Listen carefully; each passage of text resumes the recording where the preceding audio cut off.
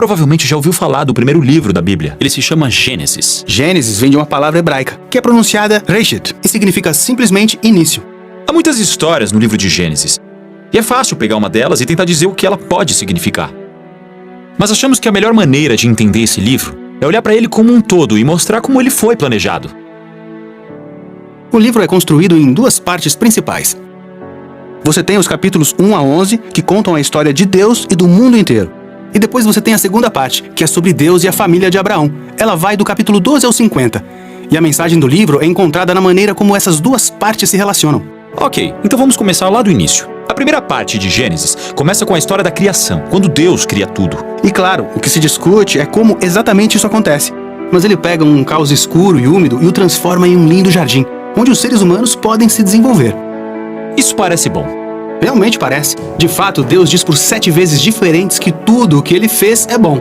É aqui que encontramos os primeiros personagens humanos da Bíblia, Adão e Eva. Ambos são personagens individuais, mas também representativos. Adão é a palavra hebraica para a humanidade, e Eva é a palavra hebraica para a vida. E Deus os cria à sua imagem. Ou seja, a humanidade reflete, ou deveria refletir, a criatividade, a bondade e o caráter do Criador no mundo que ele criou. Eles devem se reproduzir e criar culturas, comunidades, arte, jardins e tudo mais. Porém, ele dá a eles uma escolha moral sobre como proceder na construção desse mundo. É disso que se trata a árvore do conhecimento do bem e do mal. E ele diz: não comam do fruto desta árvore ou vocês morrerão. O que isso significa? Bem, até agora era Deus quem definia e oferecia o que é bom. Então Deus é quem tem o conhecimento do bem e do mal. Mas agora essa árvore representa uma escolha. Será que os humanos confiarão na definição de Deus para o bem e mal? Ou aproveitarão a chance de definir o bem e o mal por conta própria? E Adão e Eva comem o fruto.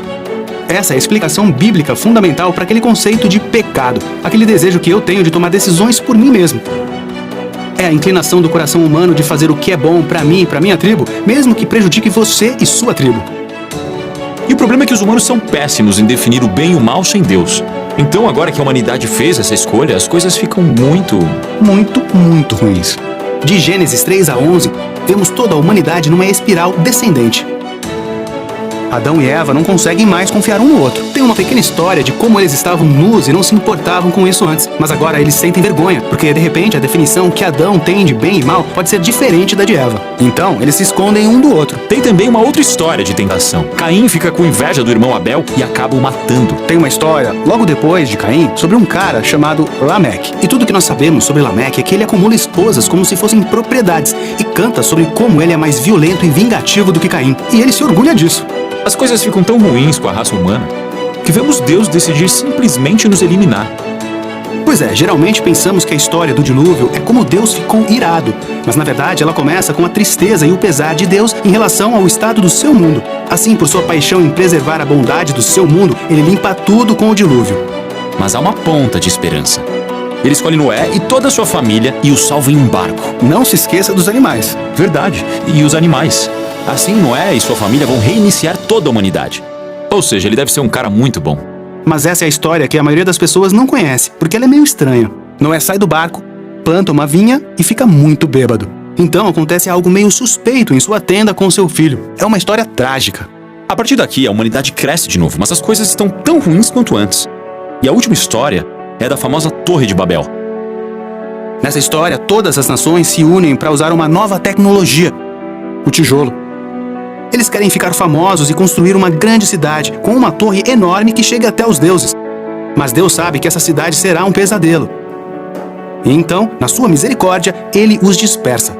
Todas essas histórias estão destacando a mesma ideia básica. Quando os seres humanos buscam autonomia em relação a Deus, quando definem o bem e o mal sozinhos, o resultado é um mundo de tragédia e morte. Isso nos leva a pensar, será que existe esperança para a humanidade? Sim, tem sim. A história seguinte responde essa pergunta.